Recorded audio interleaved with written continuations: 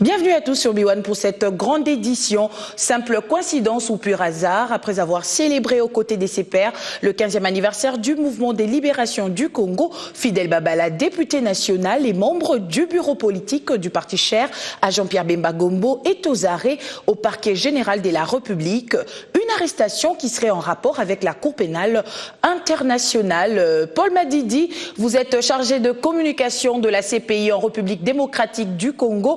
Dites-nous exactement ce que la haie reproche à Fidel Babala. Est-ce une coïncidence qu'il soit arrêté le jour du 15e anniversaire de son parti?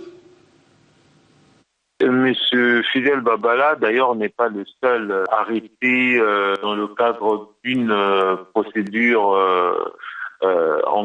initiée par le juge, un juge de la Cour pénale internationale. Le 23 et le 24 novembre, les autorités belges, néerlandaises, françaises et même congolaises ont procédé à l'arrestation de 4 suspects. Il n'y a pas que M. Kabala. Il s'agit donc de M.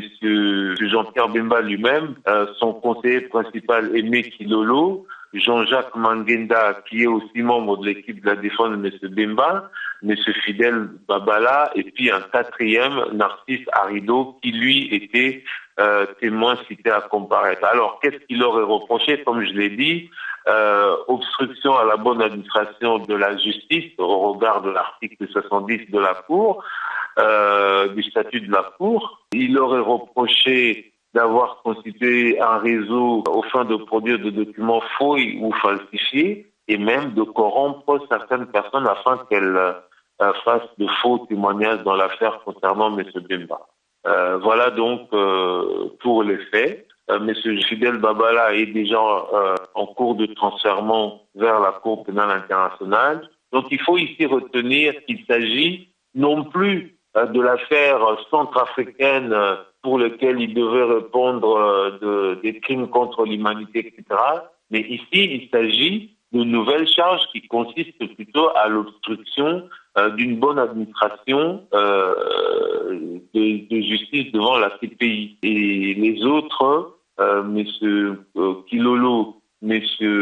Jean-Jacques Mangenda et puis M. Narcisse Arido, eux, étant donné qu'il faut aller jusqu'au bout des procédures judiciaires applicables dans ces 3 pays-là, c'est-à-dire France, Belgique et Pays-Bas, il faudra donc patienter que ces procédures aboutissent et après seulement, ils vont être transférés devant la Cour pénale internationale. Merci Paul Madidi d'avoir accepté de répondre à nos préoccupations depuis Paris où vous séjournez.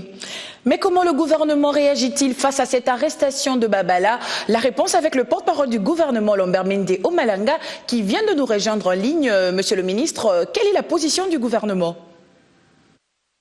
Le gouvernement n'a pas d'opposition à prendre. Ça lui est même déontologiquement interdit parce qu'il s'agit d'une affaire qui relève de la Cour pénale internationale.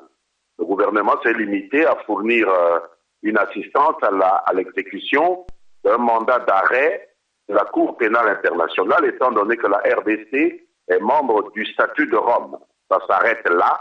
Nous n'avons même pas commenté le contenu de ce mandat, les raisons pour lesquelles le procureur souhaite interroger le député Babala. Ce n'est pas l'affaire du gouvernement congolais. Le chef de l'État s'est engagé à faire en sorte que dorénavant, le gouvernement de la RDC puisse fournir l'assistance consulaire qui est requise chaque fois qu'un Congolais a des problèmes avec la justice à l'étranger et particulièrement avec la Cour pénale internationale. C'est pourquoi M. Babala, comme d'autres Congolais, M. Bemba avant lui, va recevoir cette assistance consulaire.